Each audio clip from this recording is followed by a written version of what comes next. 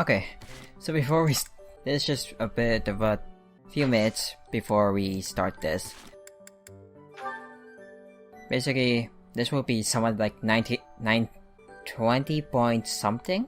20.5 I guess again. Let's just go, because we're just doing support talk. I don't want it to be like mainly for an episode. Leonhard, at least try to do some training. Use a staff, or a rod, or a broom for all I care. Unlike the previous one where I did a full-on support episode, I think. My apologies, but I cannot train right now. I have plans for later and don't wish to tire myself. Caspar invited me to train with him, you see. You slept through the whole debate, didn't you? Fine.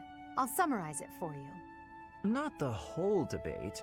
I closed my eyes only after I knew what reading would cover the topic. There you are. Don't tell me you were sneaking out to do some training. Of course not. I was sneaking out to avoid you. How did you find me this time? A mere coincidence. Why would you wish to hide from me? Because you're an awful nuisance? Why do you pester me so? To ensure that your talent is not wasted due to your lack of... It's none of your business how I spend my time or how I use my talent. Have you assumed the role of my mother? You overplay the part. She was only half as overbearing. What is the matter with you? As house leader, I'm trying to prevent you from causing trouble for yourself and our classmates. Fine, I'll try harder. Really. I'm sure you see all this as my interfering with your duty as a leader. Have you considered how it feels for those of us who serve below you? You are a serious pain, you know. How so? You're like a mother who insists on accompanying her son to his own knighting ceremony. That's taking it a bit far, don't you think? No, I'd say that it's putting it lightly. All your interfering is greatly hindering my research. I see. Very well. You've made your perspective perfectly clear. Now she's sad.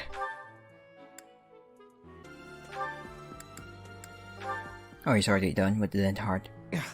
I can't believe it. How can I show my face to Lady Edelgard after this? That's what you get, Hubert. If you rested like me, you wouldn't collapse from exhaustion. As much as it pains me to say it, you're right. But to be looked after by you of all people, that might be the worst part of this. I don't know how to feel, to be honest. So for now, let's pretend I thanked you. Oh, come now. Even I wouldn't abandon someone who'd collapsed. You would have in a heartbeat if anyone else had been around. Ah yes, quite accurate, Hubert. Why would I ever bother to be a decent person if there were anyone else I could foist the duty upon? If your situation turned bad, it would have been an absolute hassle. I could never just leave you there. If that were the sort of man you truly were, we could never be friends. But if we weren't friends, I probably would have just left you. Shame you're so reluctant to do any real work. You're actually pretty good at this. Made sure I was comfortable, checked carefully for injuries, even carried me here yourself. If only you'd apply that knowledge of yours so proactively and thoroughly all the time, you'd be a tremendous asset to the Empire. There you go again. I see no problem with staying just the way I am. But think of it this way. In an anthill, 20% of the ants are asleep at any given time. And it's not because they're lazy. Far from it. When the working ants become tired, they go to sleep and the others wake up. That's me. I'm the ant who rests so I can work later when other people are tired. Maybe that's true. But even if it is, it's still just a fancy way to say you let others do all the work. Consider me unconvinced.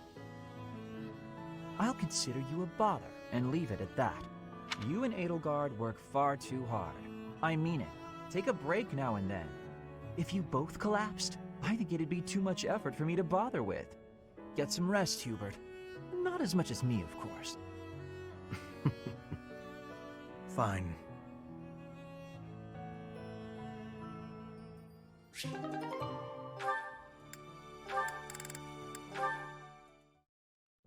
Hey there, Hubie. I've been thinking about our conversation the other day, and I've just got to know, do you really love Adie? If it's one or the other, I suppose it would be closer to love than to hate. Why? I knew it! That's why you work so hard for Adie. Oh, Hubie, I finally get you. You're just another servant suffering from unrequited love for their mistress. You completely misunderstand. Unrequited love. Do I really look like the kind of drooling simpleton to have that kind of motivation? I'd like to say yes, but I know you just argue. Fine, Hubie. Tell me your situation. My situation is simple. I am walking a path. Oh, do go on. Everyone has a path in life. Lady Edelgard has shown me mine. It is just beside her own. So we walk together side by side. We stride ever forward, yielding to nothing and to no one. So, you're sharing the same dream? Bluntly, yes.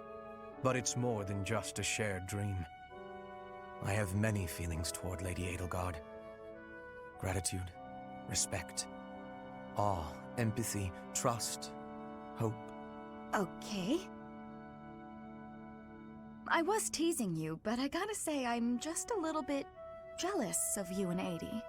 That you're able to embrace these feelings and stride forward along the same path. You're lucky, Hubie. I don't know if I'll ever get the chance to experience anything so utterly operatic. Why not?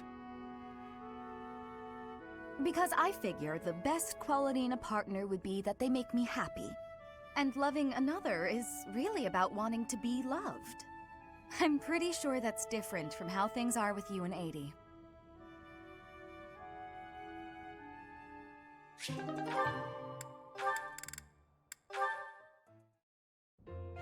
Good morning! The weather is nice today.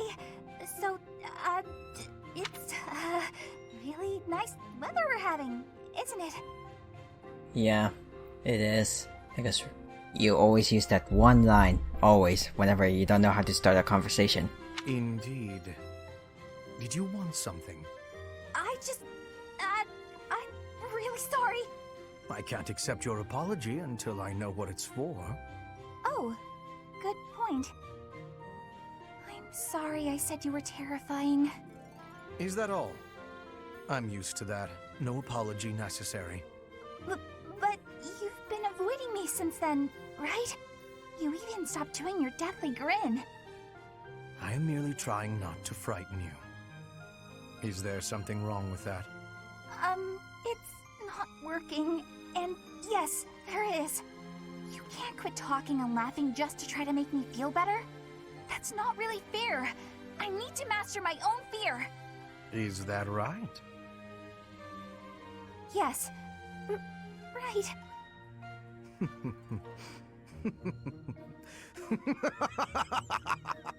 Oh my. Why?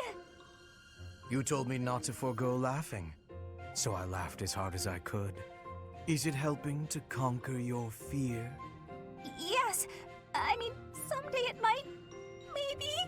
I'm not ready! Ah.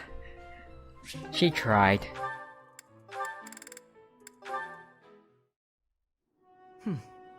Looking out toward Bridget, are you? Yes. There are some times I cannot stop my thoughts from going home. It will be much time before I return. Bridget feels far away. It is quite a long way. To say nothing of the sea that lies between here and there. Being unable to return must further add to the distance in your mind.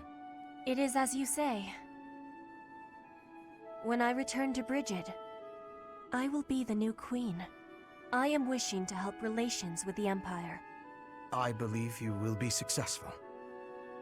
You may not be Lady Edelgard's equal, but you are resourceful enough to make an excellent queen. And unlike Lady Edelgard, you will not be forced to harden your heart. Not Edelgard's equal. Is that what you are saying? Understand that I mean no disrespect by this, but it is a fact that you are far beneath her. Make no mistake about what would happen if you were to raise your banner in revolt against her. She would crush you mercilessly. That is not a difference of equality. It is a difference of power. Even if our homelands were on equal footing, Lady Edelgard would still prevail. I can see with clarity the difference between me and Lady Edelgard. But that has no matter. I would never lose. How amusing. For your sake, you had better hope you are right.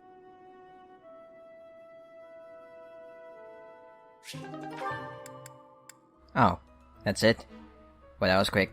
Okay, on to the main episode!